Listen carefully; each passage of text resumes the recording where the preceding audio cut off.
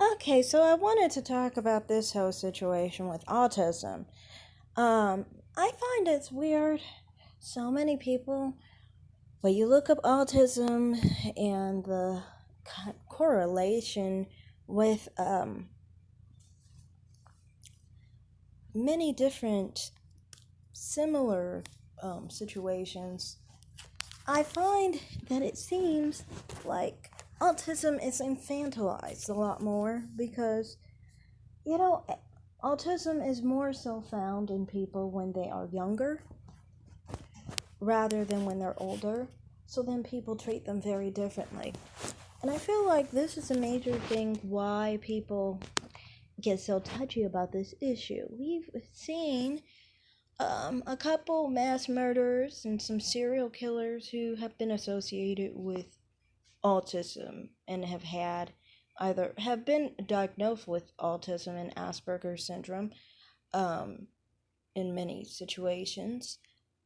And studies have shown that actually there is a correlation between the two, and you can see this in many of the different characteristics in people with autism. For one, people with autism are more likely to not have empathy and not be able to also feel sympathy for others. Very similarly to those with antisocial personality disorder, and also a histrionic personality disorder, and the fact that alexithymia basically is a common factor in both disorders, which means they are less likely to be able to discern certain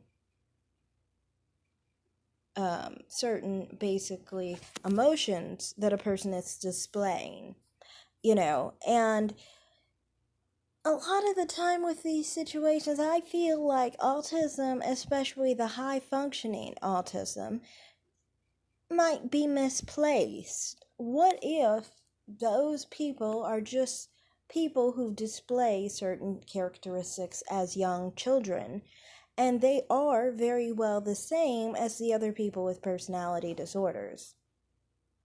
They just showed it at an earlier age on why they can't cope in certain social situations because those deficits are maybe stronger than someone who has a personality disorder and it is found out as they are an adult. Obviously, one has more of a profound effect. That's how I feel about autism sometimes, especially high functioning autism. Like people, for one, I was honestly, have, I'm related to, I think, somebody who has autism. But that type of autism is low functioning. Like, they might not be able to speak, or I've not been around my cousin. So, I can't really speak on him in an educated way, but I do know he has autism, and I know that he didn't speak when he was 3 years old.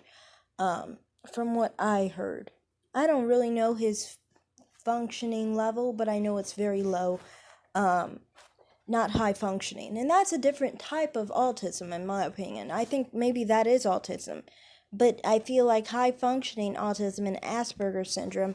How do we know they're not people with some kind of psychopathy? How do we know they're not people with at least antisocial personality disorder? It's just a different manifestation.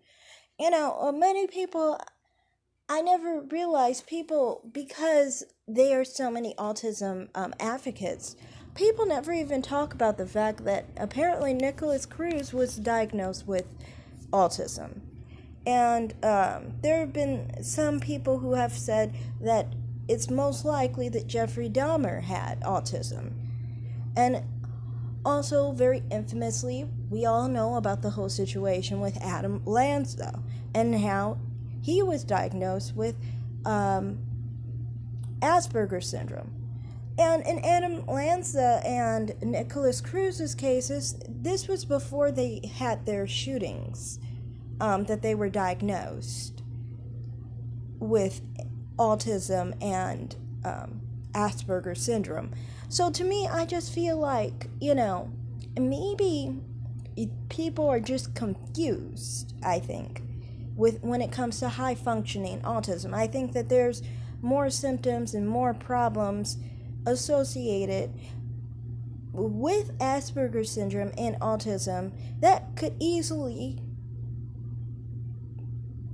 also have a connection to people who have antisocial personality disorder, for example.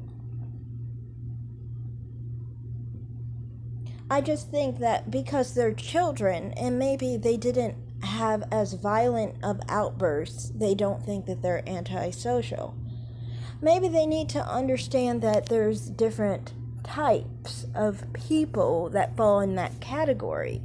So then they can actually diagnose people properly and not run into problems like this.